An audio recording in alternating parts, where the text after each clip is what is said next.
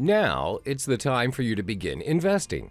This step-by-step of how-to is designed specifically for you and customized to your investment needs to ensure that you choose the right type of investment to gain that passive income that you always wanted from gold or silver.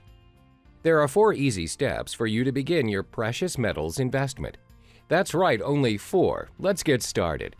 We will begin with the first step, the I step, identification. Every passive income comes with a series of lengthy selection, but it all boils down to your need. What is it that you, not anyone else, truly need to create that wealth you desire? Knowing what you need is crucial for the identification process. Questions like, are you interested in gold or silver? Then the subsequent question to ask yourself will be, why?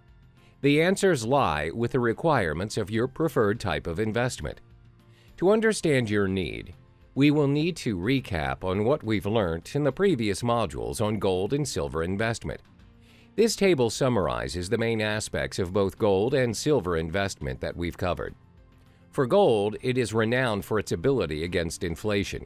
It also appreciates over time and acts as your financial guardian, while silver has a constant positive demand in various fields of industry, and it is getting scarcer each year, hence securing its rarity. So in this table, we will be covering on the type of investment available for each metal. However, we will not be covering paper metal investment as part of your investment options.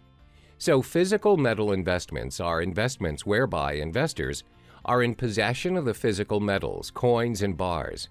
Both gold and silver coins have pure metal coins and even colorized coins. They also have cast and minted bars. Cast bars are the minimalist bars compared to minted bars. Their production cost is significantly lower than minted bars, hence it has lower premiums to start with. Another thing for you to identify is where would you place your desired metal coins and bars. You can either put it in a professional vault or into your own personal vault. Some opt to put it in a professional vault because doing so will retain its full resale value, unlike the latter option. If keeping them within your personal premises means a lot of work to you, then don't. However, there is a saying about gold: if you can't hold it, you don't own it. If you are inclined towards this saying, that means you are comfortable with the metals beside you. If you do, go for it.